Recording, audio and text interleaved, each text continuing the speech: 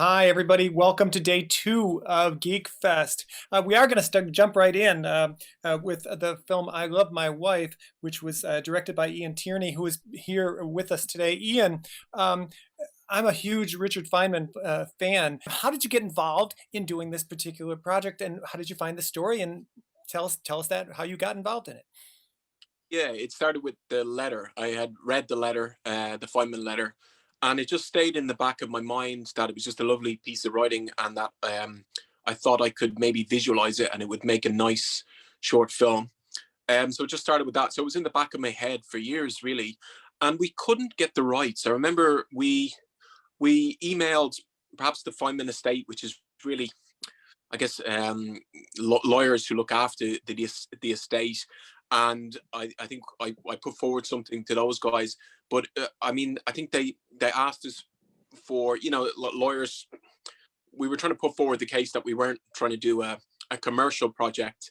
It was just almost like a tribute to Feynman, and it wasn't like a business proposition. We weren't going to make any money out of the film. We just wanted to do something almost in Richard Feynman's name, really. And but lawyers don't really get that. But we managed to contact a friend of Feynman's, Ralph, and then through Ralph we got in contact with the family, and I spoke to Michelle, Richard's daughter, directly.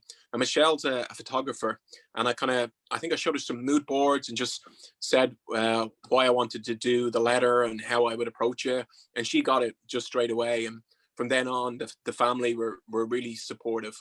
So that's kind of how it kicked off. Now, I love the casting that you did, and the his voice and his accent were really kind of a wonderful part of him. How did you go about casting these roles? Yeah, well, really, with all casting, what we tend to do is just spread the net quite wide. So I'm from Dublin, but we shot in London. I think it was all shot. Yeah, it was all shot in the UK. So that makes it a little bit difficult because, well, particularly for the voiceover, we're looking for someone who can do the accent really. With the two main actors, they're both British. So really, it's just a case of casting the net really, really wide. So we started off and we just cast it as wide as we could. We're kind of looking for someone who, I mean, looks quite close to Richard, relatively close. But with Richard, it was particularly difficult. With Arline, we had a little bit more license because she's not a public figure, so people don't know. People aren't familiar with her and her mannerisms, etc. But with Richard, there's a lot of pretty hardcore Feynman fans, so we needed to be really careful with that casting and just get someone with. Feynman had a particular sort of energy and enthusiasm for life, and kind of an extroversion, more than an extroversion, like an exuberance that was kind of contagious. I guess that's what we were looking for. So really, we were just lucky with the two guys we got, really. But we spread the net very wide, and then when we got that down to a couple of people, it was about how they acted together. I mean, what people call like a chemistry test was very important, that could be comfortable with each other and kind of looked like a couple, really. The piece really, I could see it being expanded. Have you thought about doing a longer piece with this story? I know there was one done before. So the story, not particularly of the letter, but of the relationship, has been made into a film. I'm blanking on the name. Oh, maybe it was called Infinity, I think. It was done in the 80s, with a guy at a Ferris Bueller. So the romance and Feynman's time in Manhattan has been done into a film previously in the 80s. So I mean, yeah, I think there's still a story to be told there. So yeah, it's something I definitely consider. But this project wasn't a project to put forward as a subset of a larger project. It was a kind of a self-contained thing. We just really wanted to represent the letter. Are love stories something that you enjoy doing?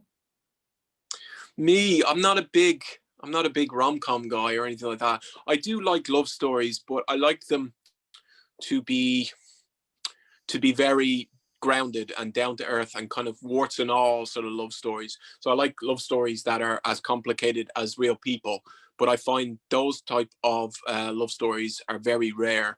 But yeah, like if it's well told, if it's not just straight up boy meets girl and they fall in love and everything's perfect, and I'm not really interested in that. But kind of more grounded human love stories I do like. Congratulations on your nominations for Best Physics Film, Best Short Film, Best History Film, Best Personal Interest Film. Congratulations. They're all completely well-deserved. Good luck. I viscerally reacted so strongly to both the letter and to your piece, almost in the exact same way. So I just wanted to say kudos to you. I think that you completely encapsulated that timeless, grounded feeling of the sense memories that you get after a relationship has ended, of what you're thinking about afterwards. Almost the rose-colored glasses are on, the different touches. So congratulations. I wanted to know, what were the conversations going into that, possibly with their daughter Michelle, or with their friend Mr. Layton? Were they giving you any of those visceral details? Yeah, they did. I think what you see, Feynman's persona, I think what was important to the family and also to Ralph was Feynman's persona is a particular persona. It's kind of like very outspoken, very gregarious, very, well, obviously very logical, very level-headed. And this was a side to him that hadn't really been seen in public. So when people think of Feynman, they think of someone who's very outspoken, very, very, I wouldn't say controversial, but someone who's not afraid of speaking their mind, regardless of, he's not afraid of speaking their mind, regardless of like what other people think. He puts science and logic ahead of everything. And this was a side to him that's not logic. It's not about logic. It's a more sensitive, more human, it's just a side that hadn't been seen. So I think that was important to the family, and that was why the letter was important to the family, and it was just about representing that faithfully, really. And then I suppose that those were the initial conversations, and then from there it was almost like it was mostly storyboards and photograph references. It's like, this is the kind of mood, this is the storyboard, this is how I'm going to do it. Like it wasn't like I was trying to represent memory, and the way memory isn't linear, but it's like little snapshots and little frames and little contradictions and images. So it was almost like I wanted the film to feel like a memory, if that makes sense. So unfortunately, that's quite a difficult thing to put forward in words. It's really a visual thing. It's about the visuals and the music. So yeah, it was apart from the story about how we wanted to represent it and how we wanted to represent Richard Feynman and Arline as well. It was important that we kind of represent Arline as best we could as well. So we did quite a bit of research into Arline as well. But apart from that, it was more storyboards, music, and photographs. Oh, speaking of music, you were credited with doing some extra musical help. So you're a physicist, filmmaker, SFX guy, musician as well? The music was written by my friend Paul Ward. What I did was just add some strings to it. So Paul wrote it on piano. So really, I can't take credit for that. What did I do? I arranged it a little bit. What did I do? I changed some of the little piano pieces, but it's really, and then the strings at the end, I wrote the kind of swelling at the strings at the end.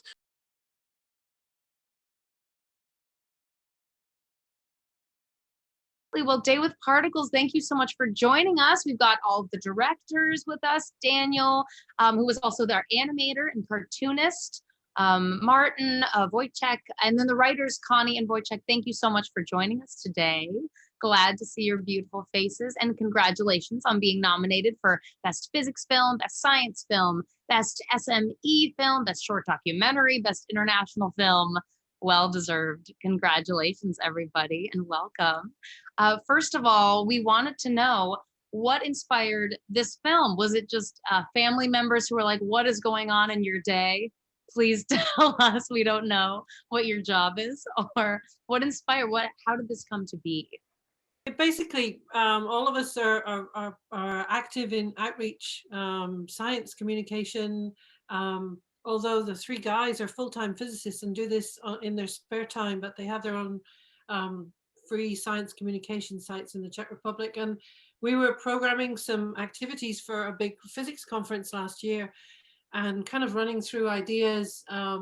They asked me to produce the day of events, and I said, you know what would be nice? It would be nice to have something that shows a different side to a physicist, a little bit like Ian's film has done also, in a way, showing that kind of passion and love for a woman, and that he's not 100% focused on his work, that he had so much attention and emotion for this woman. And I said, you know, just to show that you're not going into a lab and blowing stuff up every day, and that people's tax money is well invested in what you're doing, and that you do have a life outside of sitting in your office in meetings all day. You have interests and you have families, and they just took that idea and ran with it, and they produced this beautiful little film. Fabulous. Well, fantastically done. I know I'm no physicist, but I'm definitely curious about what that day looks like. So how did you guys come up with the way that you were going to do this with so much animation? It definitely helped little old me understand how a particle accelerator works. So thank you very much for that. But where did that idea come from with all the animation? So the original idea was maybe a bit different. We thought that it would be more like maybe 50% animated, but at the end we found out that we are really bad actors, and especially, you know, we didn't want to have like a real actors, so we want to, you know, invite like our students and our colleagues to be part of the movie. And at the end, you know, this was our, you know, first short film. And because Daniel is really great in doing these animations, it basically went into this direction, that it's more about the animation and a bit less about, you know, the life. I loved it. Very consistent cartoonist animations as well. Did you guys workshop what you wanted that to look like? Because it was very creative. I've never seen those specific characters and the shading. Come on. But sometimes it was very, very detailed. Yes, our science expert, though, I know has some wonderful questions for you. Mark, if you'd like to take it away. Yes, I've done my revisions for this Q&A. I'll just put down my thesaurus of physics. I'm just kidding. My number one question would be, how do you deal with those, why are we spending so much money on this stuff when people are hungry around the world question? Maybe let me say it's a very typical question. And we just say typically that the fundamental science is not about making bread cheaper or anything. It's about curiosity, and this is the passion about curiosity is what we're trying to transmit to people in our film. It's the main driving force. A question about Prague and the Czech Republic, and maybe the whole Eastern Bloc in some ways. Why are there so many scientists in the former Eastern Bloc? Why are there so many great, why is there so much respect for science and true research? Is it a leftover from the former Soviet influence, or is it deeper than that?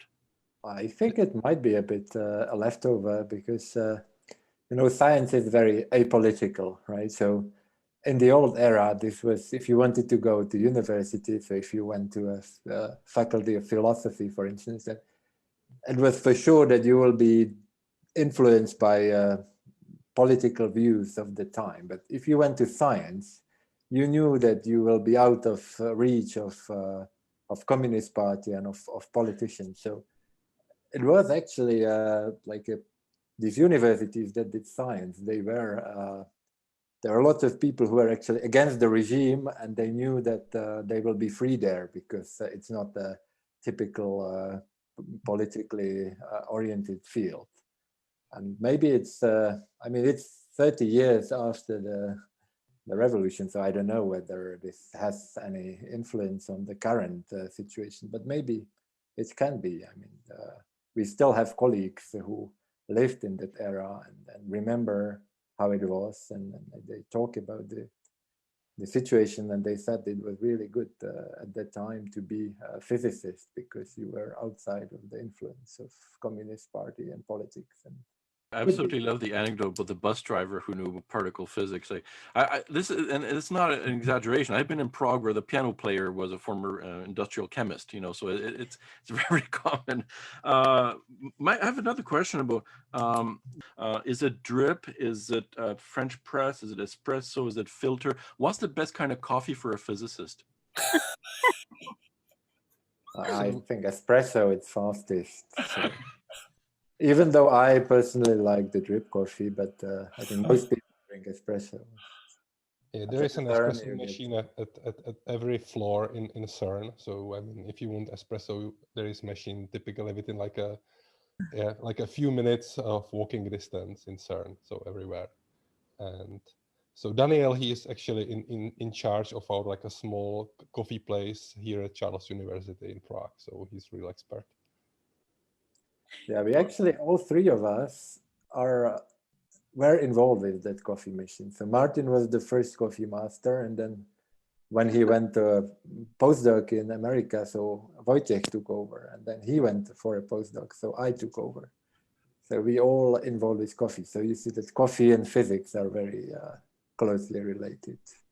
I'm glad to hear that, because we all know the famous quote by Erdős where coffee is designed to transform, well, mathematicians transform coffee into theorems, but at least we're doing particle physics now.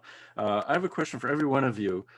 What would be the most, if you could go back in time, which I'm sure you're working on, what famous historical experiment would you want to be a witness of? So for me, it would be probably the Rutherford experiment, basically the first observation of the structure of, the basic structure of matter that is around us. I think that's like amazing that you can really, this is something that completely changed our understanding of everything, basically. That was what I was going to say. So yeah, for particle physicists, this is the first, maybe first particle physics experiment. So for us, this is probably the most important. But maybe Vojtech, you can save it. Maybe you have a different experiment. No, I don't, but I would be a bit reluctant about whether to join that experiment or not, because these experiments with radioactivity in the old times, they weren't so much safe as it is nowadays. I'm a principal of a high school here in this faraway land known as Canada. What can I tell my students? How do I sell physics to my students, and what areas of physics should I send them towards? I actually think that selling particle physics is really easy, because everything that we use is really like, we have like huge detectors, so everything is like super big, everything is super cold. We create a matter that existed just after the Big Bang. We can create the matter that is probably is the hottest place in the universe right now. Everything is super expensive. And so you have all these extremes, and I think this is a way how to attract people. I have to say that even though this is like very attractive to people, what's difficult about particle physics is that it's very complicated to explain. Like, it's very hard to dumb it down to a level that people can understand. And I always envied astronomers. That astronomers, I think, have much better, easier job, because they can just show people stars and planets and galaxies, and it's, even though there's lots of physics and complicated physics, it's easy to dumb it down to a level that everybody can understand. So to me, I think astronomy is the easiest field to relate to students. And if I really wanted to attract somebody to physics, I would probably choose astronomy as a way of doing it. And at least in Czech Republic, this is a very popular field, and we have these public observatories where anybody can go there and look at the stars at night, and we have lots of outreach in astronomy, and I think that's the best way to attract children and young people to field of physics. Okay, well, I know what I'm telling them on Tuesday. I have a question about cranks. In all scientific field, there's the independent researcher in his basement who's discovered a new cure to a disease and tells the world about how great he is or she is. Do you deal with cranks who send you weird letters and tell you that they've discovered a new particle in their basement? Yes. And how do you deal with that? We ignore them. There is this one guy from Hungary. He's called Gábor Fekete, and he is really, really famous in our field because he has this theory about everything. So he actually wrote 2 papers. One is the theory of everything, and the other one is that Higgs boson doesn't exist. And he's spamming like really every. So you know that you became a like important physicist when you start getting emails from him. So that's like it's normal. like an Emmy award. It's like an Emmy award, but you don't really want it. But normal reaction is not to reply to these emails, because one colleague of ours once replied that he doesn't wish to get these emails anymore. And the guy replied, and he was really rude. Like his email started like, "You are a cretin." So that was like a greeting from this guy. So I think the best way is just to ignore them. They can be funny sometimes, but once you start communicating with them, they usually are not nice people. Remember, like Einstein, when his theory of relativity, he wasn't part of a university or a laboratory. He was just a clerk. So he kind of was one of those cranks. He was kind of an outsider to the physics world in a way. So, I think that is less and less likely for discoveries to come from outside of like well-funded institutions, but it did happen. Just remember that. How did you know to balance between creative expression and science? So speaking for a day with particles, there were huge discussions between us, the team members, directors, about the correct proportion.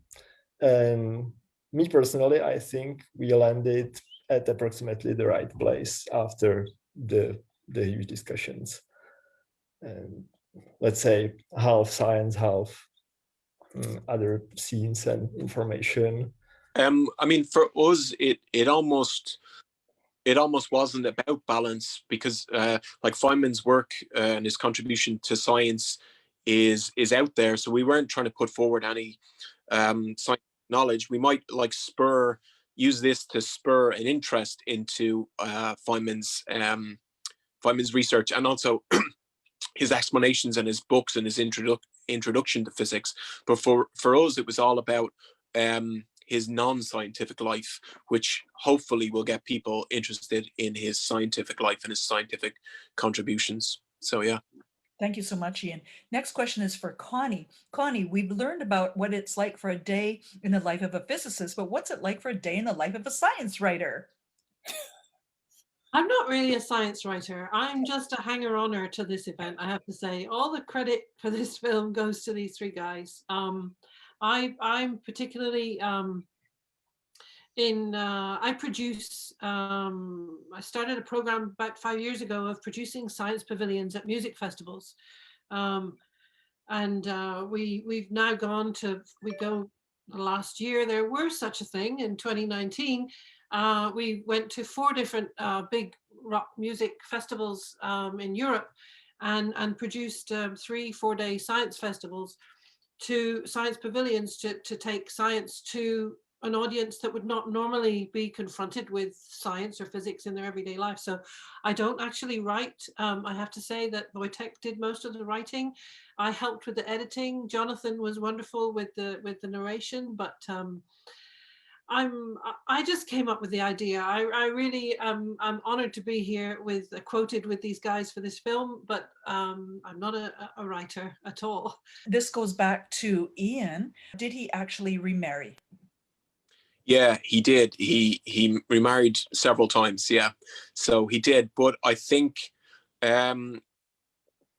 his first wife, obviously, partly because it was his first wife and his first love, I'm assuming, but also because of the circumstances in which she passed away, kind of always stayed with him. And he would kind of talk about it, and even just the letter, the fact that he kept the letter his whole life. He kept it as part of his possessions his whole life. It wasn't actually found until after he passed away, but I think that was kind of an indication that it kind of stayed with him in a particular sort of way, as you can imagine. We have a question from Charlotte PL. Loved A Day with Particles, beautifully done. Can I ask, what was the budget and how does this film compare to others you've done? Thanks and well done. There was no budget. There was no money at all for this film, and it was done in their free time, in our free time, evenings, weekends, over a long period of time.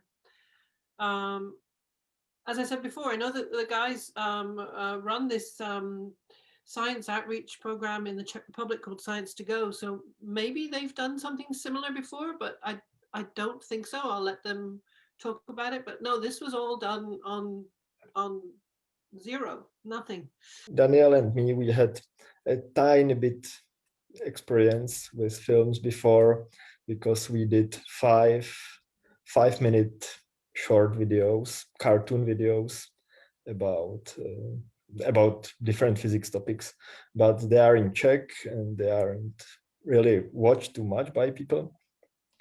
And this one was the first one who get some audience, and yeah.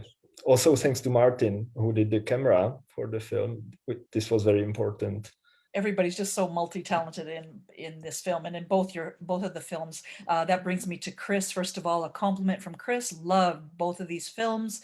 Chris, to Ian. Ian, are you a physicist? What's your interest in physics, or is it just particularly in Feynman himself? I wouldn't call myself a physicist. I have a degree in physics, but I wouldn't call myself a physicist out of respect for physicists. You know, I never did physics, like I never did research or anything like that, but I did study physics, yeah. My interest in Feynman, I guess that was my original interest in Feynman, just from studying physics. And then also him as a kind of a character and a communicator, and like a personality, I guess, was my interest in Feynman. I mean, I would recommend everybody to read. Feynman has several books. I mean, there's several bios, like Surely You're Joking, Mr. Feynman. So Chris, who asked those questions, he's blown away back to A Day with Physics. That's amazing that you guys had no budget and made it in your free time. He says, Jesus, that's incredible. A question for Daniel, Scheirich. Your cartooning has a particular style. Are you inspired by cartoonists from the US in the 60s? Because that's what it looks like to me. I'm not a scientist. No, I don't know anything about cartoonists in the 60s.